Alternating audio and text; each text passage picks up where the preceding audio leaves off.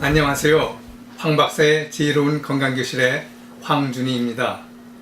오늘은 정크푸드, 정크널리지라는 주제를 가지고 이야기를 나누려 합니다. 요즘은 먹을 것들이 너무나도 많지요.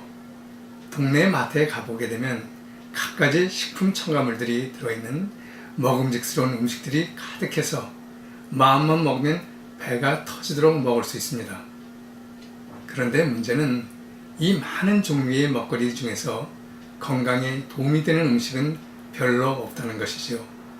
대부분의 음식들은 정크푸드, 다시 말해서 쓰레기 같은 음식이라는 겁니다.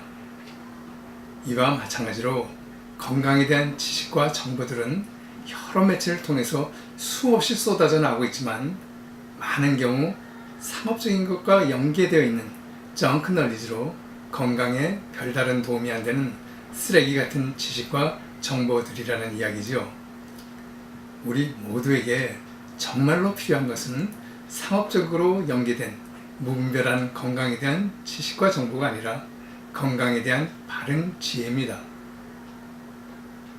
이렇게 올바르지 못한 음식들과 건강에 대한 무분별한 지식과 정보들로 우리 몸은 점차 여러 질병에 노출되는데요. 지금부터 그것에 대해 좀 더 상세히 이야기 나누도록 하겠습니다. 만병동군, 많이 보아왔던 글이죠. 만 가지 병은 그 뿌리가 같다는 말로 모든 병은 발생하는 데 있어서 공통점이 있다는 것입니다. 의학 대백과사전에 소개되어 있는 질병이 모두 몇 가지라고 생각하세요? 1000가지요? 10,000가지요? 10만 가지요? 아니면 그 이상이라고 생각하는 분은 안 계시나요? 어떤 분 이야기로는 무려 17만 가지나 된다고 합니다. 그렇다면 17만 병 동군이라는 이야기가 되겠네요. 물론 그 중에는 달리다가 넘어져 찰과상을 입었다든지 골절되었다든지 하는 것 외에 흔히들 말하는 만성질환이라고 불리는 질병들은 발생하는 데 있어서 공통점이 있다는 이야기죠. 그 공통점은 다름 아닌 혈액의 오염입니다. 혈액 오염의 원인으로는 첫째, 숙변, 변비 등으로 인한 배설장애를 들 수 있고요. 둘째, 비만 등으로 인한 에너지 대사장애를 들 수 있습니다. 셋째로는 과식, 편식, 다이어트 등으로 인한 영양의 불균형이며 넷째, 스트레스 등으로 인한 마음의 불균형입니다. 다섯 번째로는 유해산소 등으로 인해 생성된 어혈, 그리고 마지막 여섯 번째로는 면역기능 저하를 들 수 있죠. 혈액이 오염되면 혈액은 점차 점도가 생겨 끈끈해지고 고지혈로 인해서 지방이 떠다니게 됩니다. 이렇게 되면 혈액의 통로인 혈관에 이물질이 끼게 되죠. 마치 오래된 스톱파이프를 잘라 단면을 보게 되면 덕지덕지 이물질이 끼어있는 상태와 같이 말입니다. 이렇게 되면 튼튼하고 탄력이 있어야 할 혈관이 점차 탄력을 잃게 되면서 동맥경화 증상을 나타내게 되는데, 이러한 동맥경화 증상이 인체 내에 발생하는 부위에 따라 나타나는 증세는 물론 병명 역시 달라지지요. 세동맥이 경화되면 고혈압 증세가 나타나고요. 뇌동맥이 경화되면 뇌출혈, 뇌혈전, 노인성 치매 등이 나타납니다. 심장을 싸고 있는 관상동맥이 경화되면 협심증과 심근경색증을 보이고, 복부 대동맥이 경화되면 만성변비, 소화장애, 만성궤양 등을 일으킵니다. 췌장동맥이 경화되면 어떻게 되지요? 네, 당뇨 증세가 나타나죠. 신동맥이 경화되면 신성고혈압, 신부전 등을 일으키고요.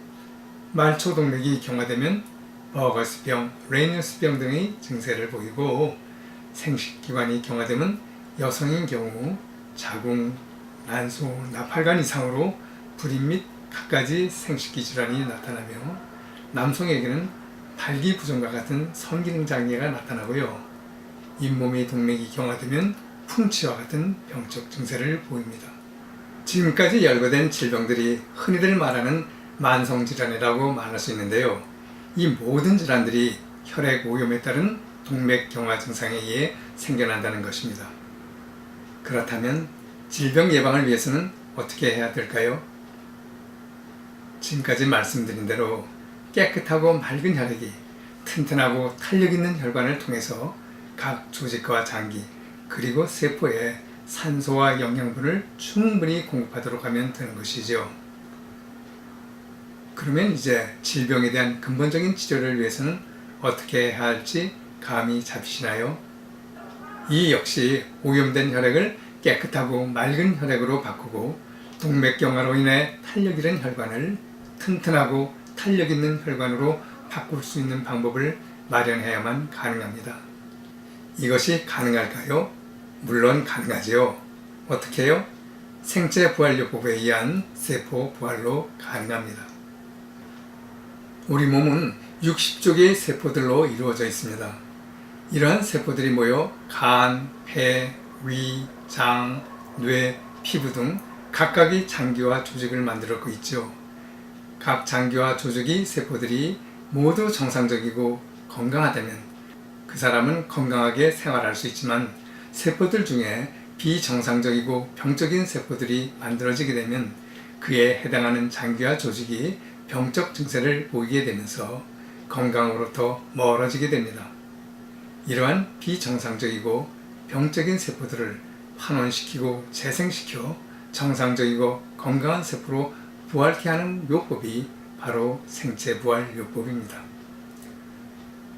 우리 몸의 세포들은 내가 태어나서부터 세상 떠날 때까지 함께하는 것이 아니라 매일매일 새로운 세포들이 만들어지고 오래된 세포들은 없어지고를 반복합니다. 예를 하나 들어볼까요? 적혈구의 생명은 120일입니다.